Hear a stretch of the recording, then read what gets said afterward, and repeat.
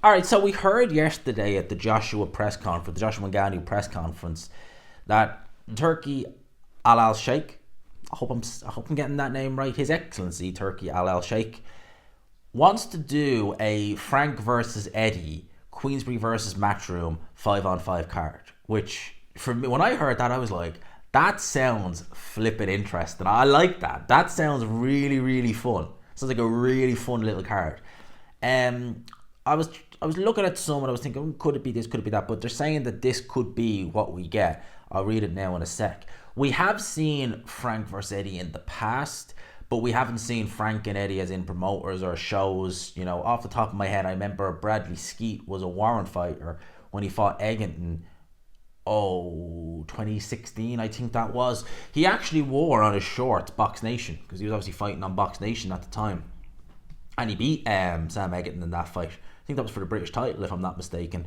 Beat him on points, but it's been very seldom, very few and far between. But this is what we're hearing here. So this is what is being proposed. Whether this happens or not, take it with a grain of salt. But Raven Chapman versus Sky Nicholson. I've never watched Sky Nicholson fight. I've never watched any of her fights. I have seen a couple of Raven Chapman's fights. Yeah, she's okay. She looked very powerful early on in her career, but as she's gone through the levels, she's been going the distance a little bit more. But look, I can at least gauge where Raven Chapman's at. I've never watched any of Sky Nicholson's fights, so I don't know. I really don't know. She wins a lot of her fights on points. I think her last fight was her first stoppage, but I didn't see it. So I can't really say who I think will win that fight because I just don't know what to expect with Sky Nicholson. Liam Williams versus Hambas Masood. I think I'm saying that name. Isn't he trained by Ben Davison and Liam Davis? Didn't he knock out or stop anyway Jason Cunningham in a round? That'd be a good fight. That's a good domestic level clash. Nicky Ball versus Ray Ford. Obviously Nicky Ball. He's fighting on the I had to think which card he was on there. He's on the Joshua versus Ngannou card. But obviously if they're doing this later on in the year, he may come into that with a win, and that might actually be a world title fight. Might very well be a world title fight. I would favour Nicky Ball. I like Nicky Ball, and it's not just, Nicky Ball has flaws. Don't get me wrong, he definitely has flaws. But I think that he is, on his day, going to be a very, very hard man to beat, even at world level. I mean, that guy's energy, his punching power, everything about him, he's value for money. He really is. Nicky Ball is the type of fighter where if he's on a card, you're not going to look and say, oh, Nicky Ball could go one or two. It could be really good or really bad. It's going to be a good fight with Nicky Ball involved. That's one thing I will say.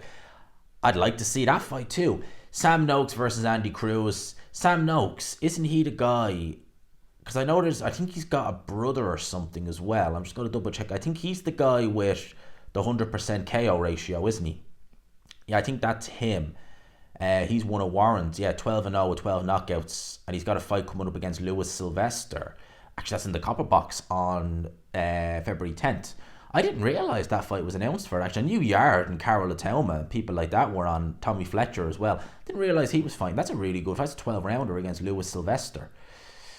Wonder will that knockout streak keep going? Sam Noakes has been impressive, but in reality, against Andy Cruz, you are talking a different... I wouldn't give Sam Noakes a prayer against Andy Cruz. No disrespect. Andy Cruz is tremendous. I mean, his last fight, it was just, you're watching it and you're like... Giovanni Stratfon, the guy who knocked Tennyson out in a round, and Maxie Hughes beat him comfortably on points. But you're watching Andy Cruz and you were like, my man's not even... Like, he's having fun. It's like an exhibition in there. It's like he's literally just taking the you-know-what. It was... Honestly, Andy Cruz, spectacular. I'd make him heavy favourite against Sam Noakes. Heavy, heavy favourite. And then finally, Anthony Yard versus Callum Smith. Great fight. Honestly, great fight. You want to compare to how they did against Beterbiev? Anthony Yard did better. In my opinion, and the opinion of several others, he did much better against Beterbiev.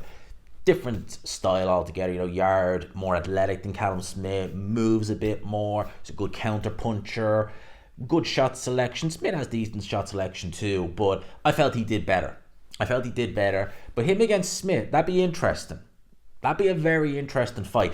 It's interesting because do you remember early on, and I know Smith's not really this type of fighter, But do you remember early on in Yard's career, Tunde was he was looking to fight Frank Buglioni for the British title. And there was also talk of Jose Burton. I think Eddie Hearn even said there was an offer made with Jose Burton. Jose Burton is not actually lost to Frank Buglioni. Great fight if you've never seen it. That was on the Joshua Molina card. Buglioni is more pressure. He's more easy to find. Jose Burton is 6'4", a fighter who Yard at that point in 2017 would never have, because he only had a couple of amateur fights, as we all know. They didn't seem too keen on that, fighting a really tall, rangy fighter. Now, Callum Smith, again, is a very tall, rangy fighter, but he's not someone who would use it too much. He might use it, but it's not his main game. It's not really how he fights. I look at that, him versus... Now, Callum Smith, you got to remember, in his interview, he did sound very deflated. I wonder how much is left in the tank, but maybe a fight against someone like Anthony Yard, he could find that. I would love to see that fight. I really, truly would. Yard versus Callum Smith. That's domestic dust-up. Two known light heavyweights. The winner can go on to bigger and better things. The winner can have another crack. The winner, when we have Beterbiev Bivol, who knows what will happen with those belts. They'll either challenge for a world title or potentially challenge for a vacant title. The loser, well, they really got to do some soul searching at that point. They really do, but at least they'll get a big payday for it. So that card there that they've talked about, whether or not it goes like that, I don't know. But I like the fights. I really do. And I can see, like I said, I can see some competitive fights. I look at these fights and I say, like, look, the only exception being really Sam Noakes, Andy Cruz. I'd make Cruz firm favourite. I could see Yard Smith being really competitive. Nicky Ball, Ray Ford, really competitive. I've not watched Sky Nicholson yet at all in any of her fights, so I don't know how good she is.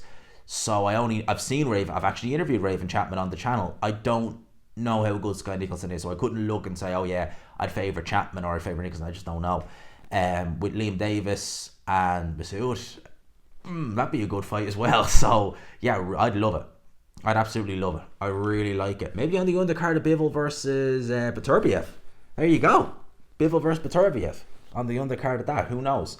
Let's wait and see. I'll leave it there, people. Hope you enjoyed it. Smash the like button if you could. Subscribe, of course, as always, if you haven't already. And for now, I will leave it there.